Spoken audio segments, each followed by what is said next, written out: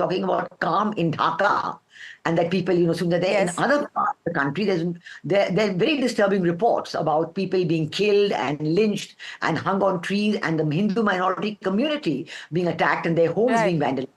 First-hand reports I've got of that, Uh, which is very bad. Right. Now, that's something that he did also report on. We'll perhaps play out that later this evening. But what I wanted to understand from you is, and you also did touch upon it briefly, there have been some suggestions that the Jamaat-e-Islami that was actually banned, on court orders by Hasina, now appears to be getting a very prominent role. Now, is that something that India should be extremely worried about?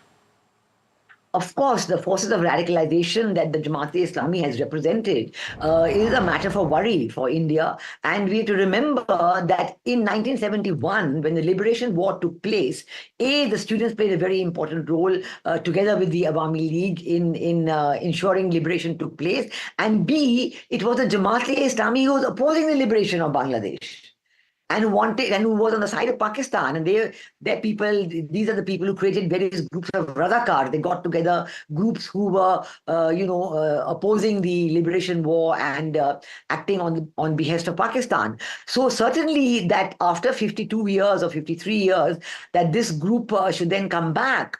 And, it is true that this Jamaat-e-Islami did not take part in the elections, the recent elections in January 2024. We must remember that the BNP did not take part by choice. They had a choice to take part, and they could have taken part. They chose not to take part. So to call that election non-participatory because they chose not to take part is not correct. The Jamaat-e-Islami did not take part because they were debarred, not by the government of the day, but by the judiciary, by a decision in the court that the party could not be registered because they do not accept the constitution of Bangladesh. So I think that it is possibly, Sheikh Hasina, on one of her last decisions, she decided to accept the court decision and then ban the Jamaat-e-Islami and the Shibir. Now, maybe that could have been the last straw, as it were, the point of provocation which caused the Islami to take over the street and make sure that Sheikh Hasina had to go, because they took benefit of the confusion already being caused by the quota reform movement. But yes, you're right. This is a matter of great worry, and this kind of radicalization, forces of radicalization that the Jamaat-e-Islami represents, is a matter of great worry for India. Prime Minister Sheikh Hasina herself tried her best to tackle the forces of radicalization. She even tried to coordinate with parties like Hifazat-ul-Islam, but it didn't really work. Right now, the other point is that you mentioned the Bangladesh Nationalist Party, that's the BNP. Now, very interesting, this circumstances have been. Khaleda Zia is released hours after Sheikh Hasina actually fled to India.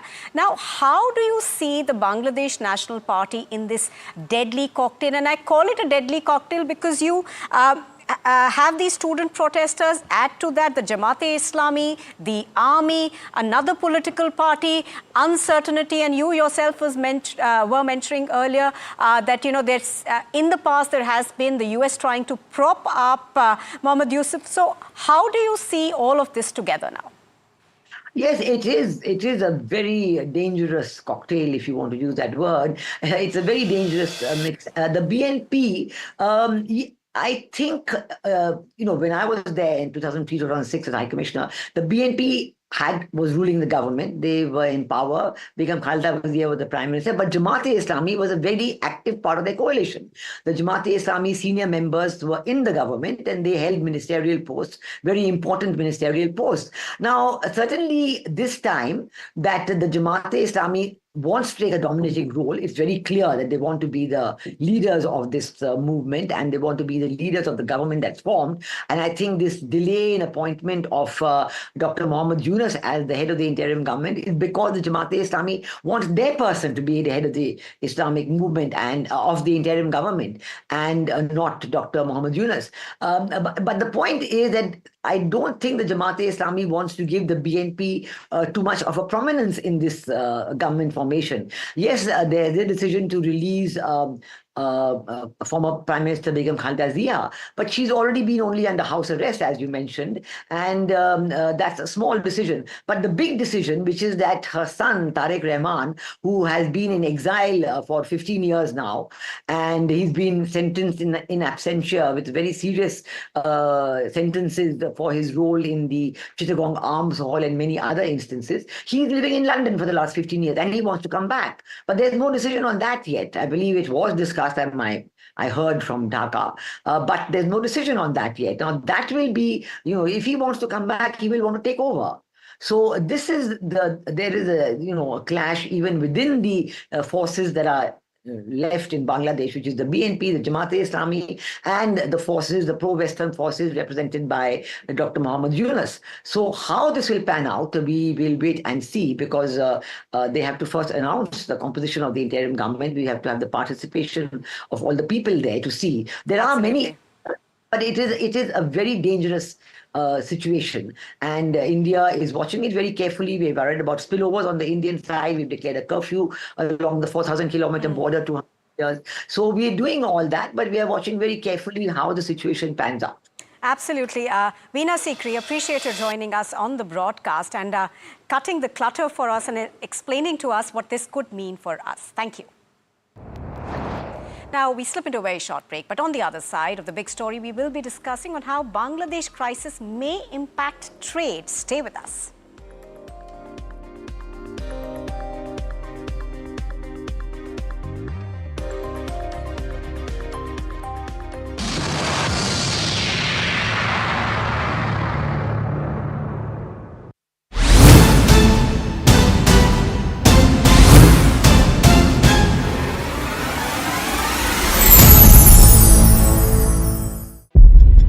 When the whole day passes like a blur, the news just whizzes past, and you're trying to stay informed. It is our job to bring you news that truly matters. At Profit 360, we cut through the clutter, the Lord Street deals, finance and policy news that could shape your tomorrow. The newsmakers, the trendsetters, and the innovators. In 30 minutes, we've got you covered. So stay ahead, stay informed, and stay profitable with Profit 360.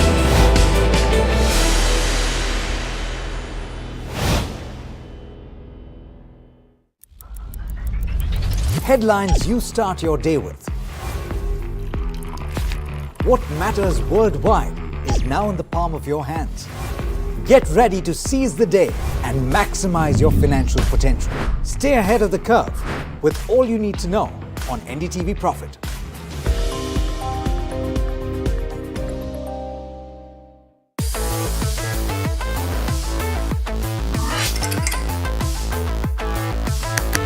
Listen to the voices of reason as they talk about corporate health and investing principles with me, Neeraj Shah, on my show, Talking Point.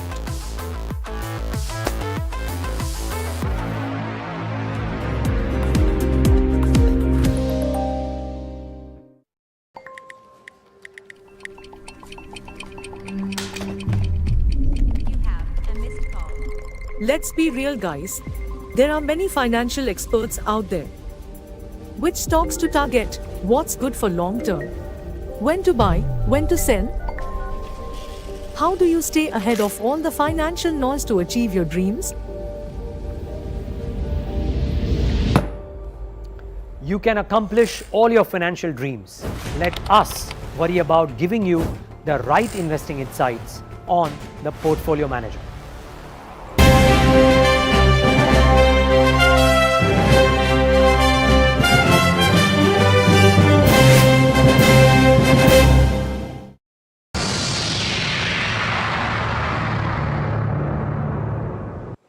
Welcome back. Now, the Bangladesh crisis is not just a political issue, but it can also have a major impact on trade. Multiple Indian companies have exposure to Bangladesh, either as a market or as a supply chain component. Now, stocks of these companies have reacted to the current situation in Bangladesh. To discuss this further, we are joined by Mr. Ajay Sahai. He's the DG and CEO of FIEO. Mr. Sahai, good evening. Thank you for joining us. Mr. Sahai, I'm going to come to you in just a bit, but first let's look at this report that one of our colleagues has filed on the impact on these companies. Well, because of the ongoing Bangladesh crisis, textile stocks were in focus in the Indian markets today. Bangladesh is the second largest garment exporting country in the world, and around $47 billion worth ready-made garments were exported in 2023. They also have a high double-digit share in the EU markets, and because of this crisis, there is expectation that this could divert textile export orders to India. Now, a couple of textile names that are buzzing in trade today include Gokuldas Exports, KPR Mills, Vardhaman Textiles, Arvind Limited, we also had Trident, and we also had Wellspun Living. But moving on, a whole host of companies have exposure in Bangladesh. To start with FMCG companies, well, Marico's 44% of international business comes from Bangladesh and 11% of the total revenue comes from Bangladesh. Marico's Bangladesh revenue for FY24 was around 1100 odd crores. Now, in terms of Imami's 6% of total revenue in FY24 came from Bangladesh. Imami's Bangladesh subsidiary contributes to this 6% of revenue, and it clocked revenue worth rupees 17,400 crores. Now, moving on, we also have companies like Asian Paints, which also have subsidiary in Bangladesh. The revenue from subsidiaries is around 10 crore. They also have royalty income of 12 crore, and they also have a loan of around 12 crore from Standard Chartered Bank of Bangladesh. Moving on, Pidilite Industries also have exposure in Bangladesh. Their subsidiary, which is Pidilite Specialty Chemicals, profits from this company contributed around 4.23% in FY24 overall. We also have VST Industries, where 30 to 35% of their manufacturing supply comes from Bangladesh. But moving on, there are also railway and defense companies in focus, which have significant order wins from Bangladesh. We have Rights, where 200 broad gauge coaches from Bangladesh contract is there. The order value is roughly 906 crore. And we also have Garden Reach Shipbuilders, where they have received an overall contract of rupees 21 million. Now, moving forward, we also have power companies like NHPC and BEML in focus. Now, these companies are building power-based plants in Bangladesh via a joint venture. Moving on, if we see, there are a whole host of other companies, pharma companies like Sun Pharma, which has recently inaugurated a new subsidiary in Bangladesh. And we also have Airtel, which operates under the name of Robi Axita in Bangladesh. So all of these companies combined together have exposure in Bangladesh and could see some impact because of the ongoing crisis in Bangladesh. All right, now, Mr. Sahai, thank you for waiting patiently. So it does appear to be that it's a bit of a mixed bag for India and trade with Bangladesh. Listed textile companies we just saw in that report benefited in trade today in the hopes that this would provide an opportunity for them to up their game. But the question that many would be asking is that could the turmoil work for India? With global players perhaps now looking at India as an alternative to Bangladesh, if not an alternative, at least a plus one. So in fact, the situation in Bangladesh is quite fluid, and I think it will be premature to come to a definite conclusion at this point of time. As of now, we have been given to understand that some of the Indian textile company and leather companies who have operation in Bangladesh, they have been asked by their customer to compensate them with supplies from India, which is being undertaken. I think a lot will depend in what way the situation finally finds itself. The kind of feedback which the Bangladeshis importer has given to us has been little reassuring. They expect the situation to normalize, at least for the trade, in next to 10 to 12 days. If situation is not normalizing and this continues, definitely a lot of business will move out of Bangladesh, and India to some extent will get benefit, particularly so far as apparel sector is concerned. But at the same time, we are also supplying yarn and cotton to Bangladesh, and to that extent, those companies may be impacted. But I personally feel that the situation will normalize soon and trade will resume. And whatever little hiccups we are witnessing, probably we will be able to recover in times to come. At this point of time, perishable export has been a little worry for us because probably if the perishables are not being exported, there will be a little loss of business. But I won't be drawing much conclusion at this point of time. Right. So as you were saying, of course, you think that things should normalize in the next 8 to 10 days. Now, that, of course, at this moment would be quite up in the air as to which government comes, what happens next. But in that scenario, that things do not take longer, perhaps, to normalize, do you think that this is an opportunity that, the Indian textile sector could capitalize on? And if yes, what would be the challenges? Because the base in Bangladesh is quite large. So definitely Bangladesh export of textile is over $45 billion. And if Bangladesh continues in this uncertainty, probably business will move out of the Bangladesh and some of the business will definitely come to India. We are more bullish on the US market because in US market, Bangladesh as of now is not availing any tariff concession. And there, if the business comes to India, importer will be getting the product at the same rate, assuming the Indian companies are equally competitive. In Europe, it is a little different because Bangladesh, being the LDC, enjoys a tariff advantage of around 12% on garment. And if the business moves to India, how the 12% will be offsetted, whether it will bond both by the supplier as well as by the importer, what will the scenario is something. Of course, that will be an opportunity, but I think we should discuss these issues as we come near to a conclusion. Right. Now, on the flip side, of course, Bangladesh is also extremely important to several of those Indian companies. For instance, we were playing out that report. FMCG players like Marico, Dabur, Britannia have subsidiaries there. What is your view on that? Of course, we've had a report that seems to suggest that Marico could be impacted adversely. Dabur and Britannia, perhaps, not so much. Definitely, if a company is having over 40% exposure in Bangladesh market and the country is being in such situation, we have to bear in mind that probably Bangladesh may have some challenge, at least on the foreign exchange front. So to some extent, definitely the impact will be there. But we are supplying products which are needed by the Bangladesh. So irrespective of which government comes into power, I'm sure that this kind of businesses will continue. So there may be little impact on companies which are having major exposure, 25% plus exposure in Bangladesh. For the rest of the companies, I personally feel that this is a knee-jerk reaction, and probably in times to come, the market will settle that. Right, and you did mention earlier on about yarn exporters. Now, they, of course, would be someone who would be impacted negatively at this point in time. Could you just elaborate on that and any final thoughts that you have? So in fact, assuming that apparel exports move from Bangladesh to India and other countries, the demand for yarn in those countries, in Bangladesh in particular, will come down.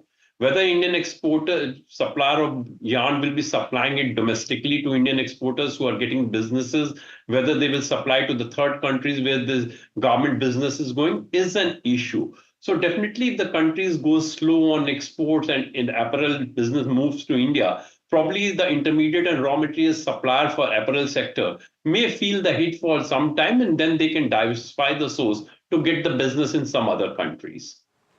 All right, Mr. Sahai, so it does appear to be quite a mixed bag, and as the situation evolves, perhaps we'll get more clarity. Thank you very much for joining us this evening and shedding light on the trade aspect of this big story that we are tracking. Thank you. All right, so those are the two big aspects of what could happen in the near future. The political side of it, of course, is still up in the air, but perhaps the trade won't be impacted as much. At least that's what Ajay Sahai seems to think. That's all we have time for on The Big Story. Thank you very much for joining us this evening, but do stay with us on Profit 3 on NDTV Profit for more news and updates.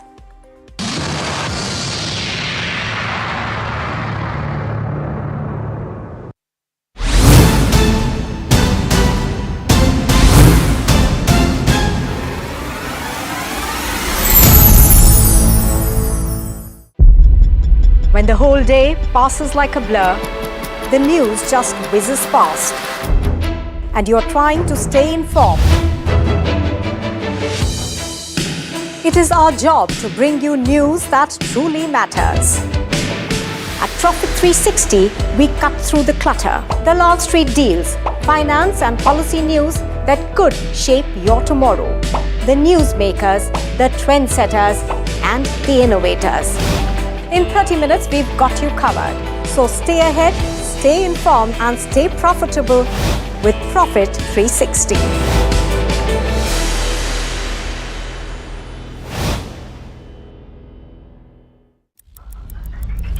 Headlines you start your day with. What matters worldwide is now in the palm of your hands. Get ready to seize the day and maximize your financial potential. Stay ahead of the curve with all you need to know on NDTV Profit.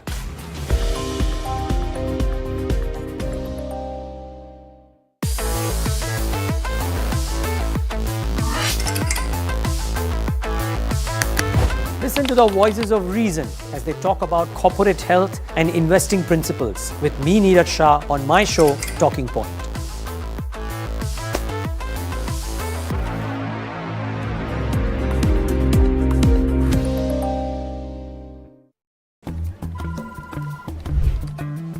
Bro, what are you doing? I'm trading FNOs. So, have you made any money? Oh, it's simple. If you think the market is moving upwards, just buy Nifty call option. But if you think the market could slide downwards, simplifying futures and options trading. Don't worry about the future. We've got your options covered. Futures and options strategy that will help you move with the tide. An unmissable trade. If you want to be in the money.